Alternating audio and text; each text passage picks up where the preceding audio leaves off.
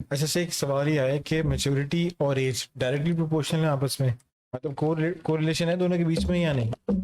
देखें, एक चीज है एक्सप्लोरेशन, वो तो किसी बच्चे की भी ज्यादा हो सकती है।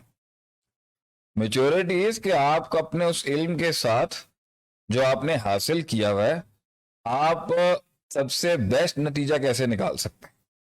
आप मैक्रोज और माइक्रोज की कनेक्टिविटी के साथ खैर शर का मुआजना करके अपने मुशाहिदे के बाद से सबसे पावरफुल रिजल्ट कैसे निकालते हैं, ये मेच्योर होना है।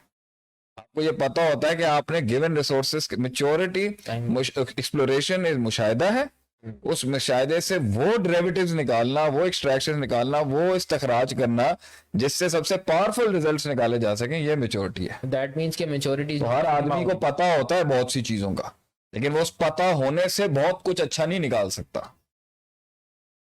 बहुत से लोग पता बहुत कुछ है उनको, लेकिन आता कुछ नहीं है उसके साथ करना उनको। और बहुत से लोगों का मुशाहिदा बहुत कम होगा, उनका रट्टा भी बहुत कम होगा, उनका मुताला भी कम होगा, लेकिन उन्होंने वो चीजें खोली भी होती हैं, अल्लाह ने उनको सिखा दी होती हैं, जिससे वो कम मिन फियतिन कलीलतिन से गलबत फियतिन कसीरा कर लेते हैं।